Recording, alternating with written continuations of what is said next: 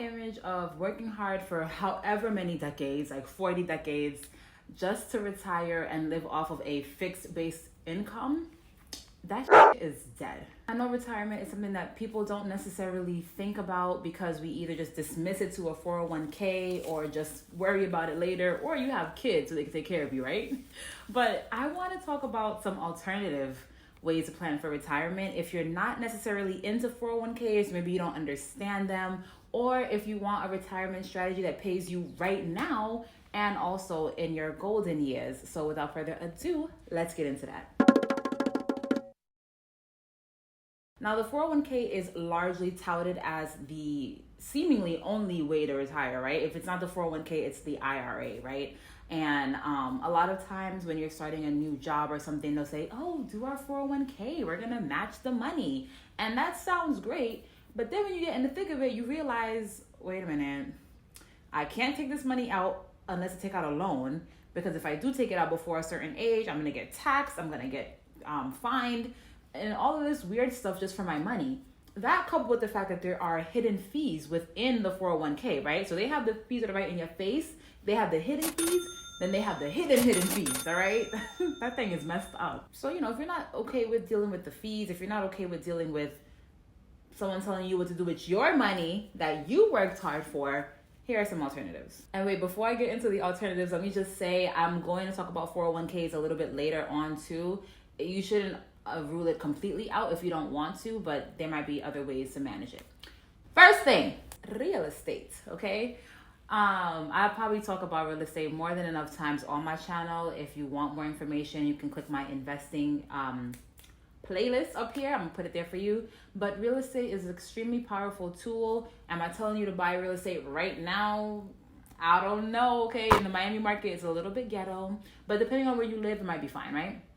The point is though, with real estate, it's a basic human need, right? They cannot create, at least not yet, a virtual home, right? You cannot outsource your home to China. Like, this is legitimately, people need this. It's kind of like clothes, right? What I like about real estate is that you can get paid now and you can get paid later, and you don't necessarily have to have the stress of dealing with, well, what if the market happens to go down, right? True story. I used to work with this guy at my old job, and he, was very, like, an older gentleman, like, I don't know, 70 or so, like that. He was older. And he told me that he actually had to come back to work because when he was ready to retire, guess what happened? The '08 crash, and he lost 50% of his retirement money, right? Don't be that guy. It's really important to make sure that you have alternative ways to make money that are more in your control for the most part, right? Because if a company or all the companies that happen to be in your stock portfolio are doing bad, you're out of luck, right? But if you have this home and you're paying it down, or your tenants are paying it down, that's a forced savings. The thing about real estate is that it moves much slower than the stock market. So when the pandemic first happened in 2020, you saw that stocks just crashed, right? What if you was trying to plan to retire in March and your shit went down the drain in April and now you got no money, all right? That's unfortunate. With real estate, it doesn't tend to work that quickly. It will be months before you kind of see that kind of trend. So you can see it ahead of time and try to get out, maybe sell your property, maybe upgrade it. There's different options that are in your control to make sure that you're protecting your assets. Your assets are not necessarily in your control when you have it tucked away in a 401k. Also, with real estate, you can change, or you can write your contracts in a certain way that will protect you in case of any other weird things that might happen, right? We see cryptocurrency being a big thing. You have places like Venezuela or Zimbabwe, or I think it's Venezuela right now, that they're literally picking off pieces of their gold chain to go buy some bread, right? So you can create your contracts in a way that says, listen, if if our monetary system changes, you owe me the money in crypto, you owe me in gold flakes, you owe me in corn flakes. Like, Venezuela had the highest stock market when they were up, right? And guess what? That was only their money. It was not convertible necessarily into anything. So you might have been a millionaire or even a billionaire in Venezuelan pesos or whatever the money is called, but it wasn't really worth anything, right? So you have the money, you can cash out your stocks maybe, but you're left with the same, cash is not even valuable anymore. So you can write your contracts in a way that will protect your assets and can grow with the time. And like I alluded to before, properties tend to appreciate. Of course, everything is cyclical, so it's not always going to go up. But if you kind of look at like a wide trend, I'll try to put a chart in here if I can. It's moving upwards, right? It might have peaks and valleys, but it's peaking and valleying in an upward trend. And that is because we have money printing, right? As long as we keep on having inflation and the money printers don't stop money printing, you can expect to see real estate, even though it's going like this, but it's moving up. Do your research. There are programs that offer 0% down, 3% down. They'll pay your down payment.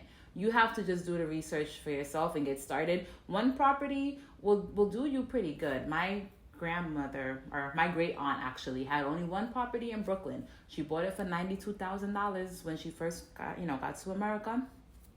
And when she passed away, it was worth $1 million. Sounds good to me. Moving on, self-directed 401ks or IRAs.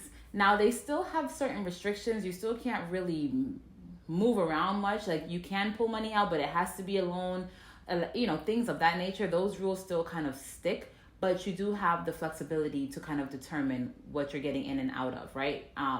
And these are also the IRA, I think specifically, you can put gold in and certain other assets, houses in, so it's a way to prepare for retirement without only depending on intangible assets like stocks and bonds.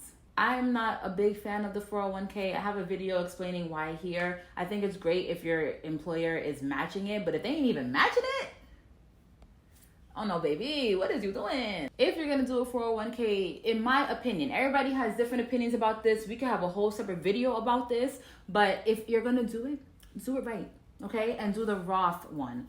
I like Roth because you can easily calculate your taxes right now, okay? Who knows, we're gonna have a tax that eventually is supposed to be on the rich, but it actually ends up trickling down to the poor. I might do a video showing you how many times they've said taxes are supposed to be for the rich, but then me and you end up paying.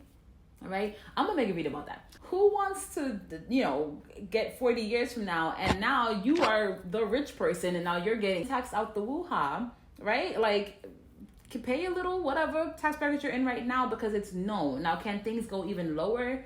Sure. I mean, there's so much unknown. I can't tell you what's gonna happen tomorrow, let alone 30 years from now.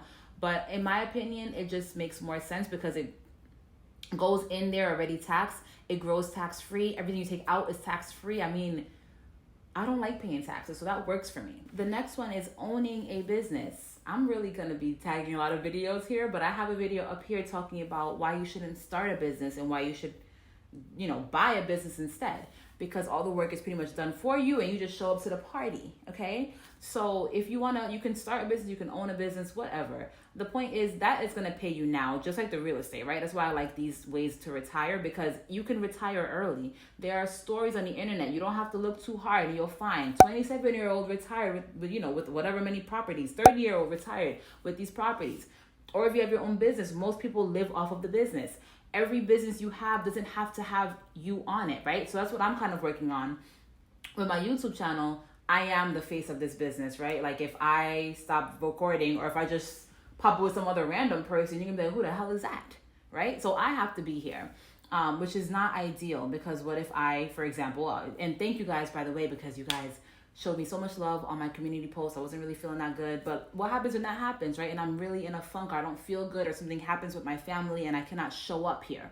Let me show you what happens, okay? Income goes down, okay? That I only posted like 1 or 2 videos in October and my income dramatically suffered. So I would say it's best, you can have business like that because I love being on YouTube, so it's not like I'm complaining, but having a business where you can be an absentee owner, will put money in your pocket, will have a business that's viable that you could pass down from generation to generation, right? Because if I give this channel to my daughter, y'all might not feel her like that, right? Y'all barely be feeling me sometimes. When you have a business that is separately owned, that is owned by you but managed by somebody else, it gives you the flexibility to kind of do what you want with your life, but still kind of make the money, okay? My problem with our current mechanism for retirement is that they just come up with this predetermined amount that they think that you are going to need based off of inflation numbers that are complete BS, let's be honest, okay? Because we are hearing 2% inflation. It's never been that.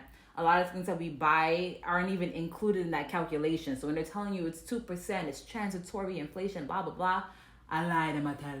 So like, for example, what if they tell you like, oh, if you have $1 million, like right now, you just, keep on putting in X percentage, and then by the time you retire, you should have $1 million and you should be able to live off of that. What happens if inflation has grabbed a hold of the US and now $1 million can only last you a month? Ask the folks in Venezuela, because this actually happened to them, right? You're out of luck. And all of a sudden, everything you've worked for has just poofed into thin air with the silent tax that is inflation. So that's why I'm not really a big fan of intangible assets, because you don't have much control over them, and they cannot combat inflation because they are typically made with the inflationary currency, right? Like if your stocks are in dollars, you're not protecting yourself against inflation by having a stock. Like it's going to be converted into cash. That cash is going to be worthless. It's not a good idea to just have all of your eggs in one basket, right? So you can have some trust if you want to in the fiat currency, right? In our US dollars, but also consider having, some gold or something like that.